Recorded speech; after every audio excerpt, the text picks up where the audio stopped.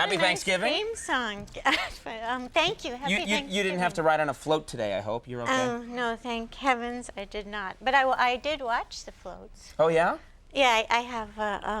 I'm lucky enough to have a window that looks out on the park, and it's on the 5th floor, so the floats really go by at eye level, which makes them kind of terrifying looking, actually. I would think you wake up in the morning and just Barney's looking in and. Here's the deal. Thanksgiving, you have to wake up real early to walk the dogs because after say 7:30 you can't get by the people. So you walk the dogs, you come back in. You wash the floor.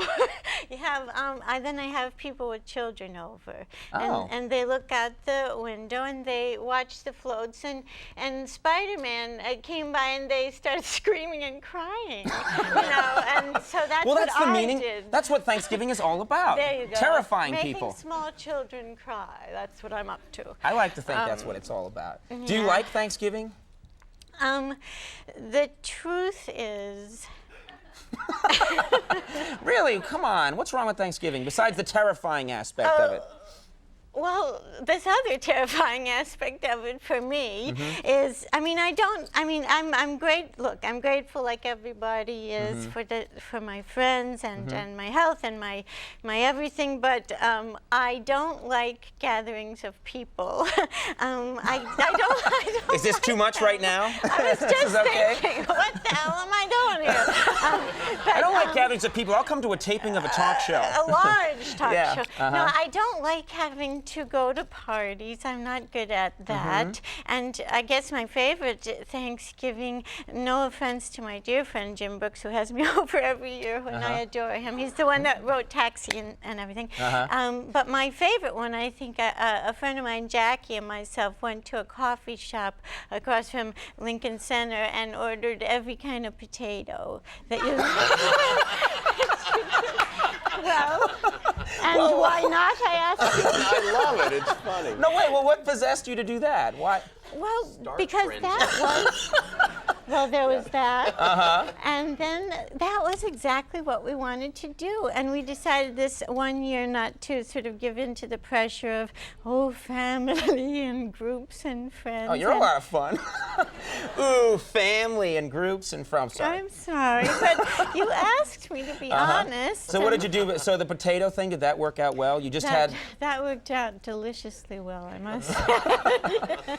Well, we had the boiled potatoes, the fries, the baked potatoes, the mashed potatoes. Oh, okay. I had a side order of applesauce myself also.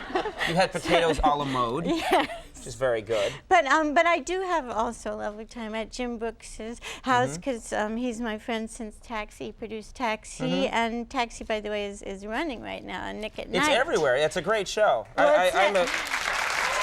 it's nice.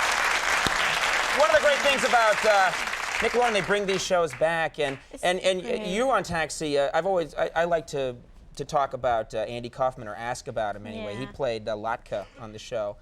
And I just he's a big comedy hero of mine, and I'm curious. What was it like working with him? I know you worked very closely with him on the show. It was peculiar, and oh, there he is. Well.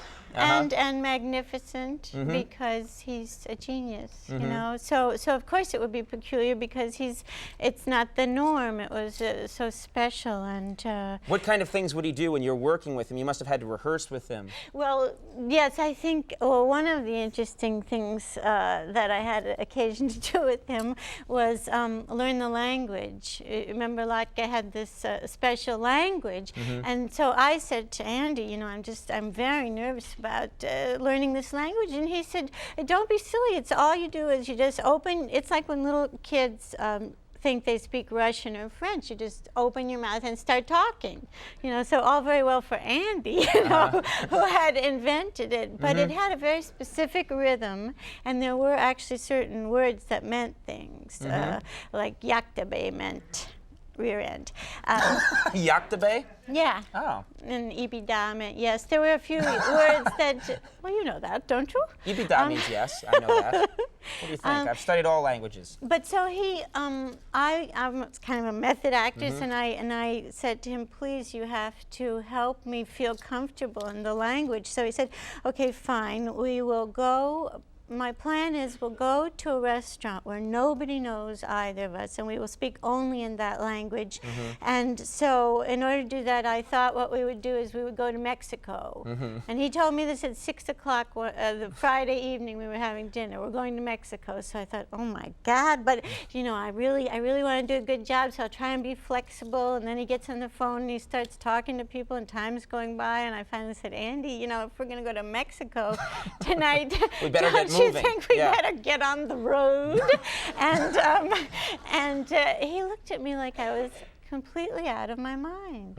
Out of my mind. See, that was one of the interesting things about Andy. Is he couldn't believe that you believed him, that you were actually going. But then, on the other hand, a lot of times he would say something that you knew wasn't true, and he could not believe that you would not believe him. Always faking you out.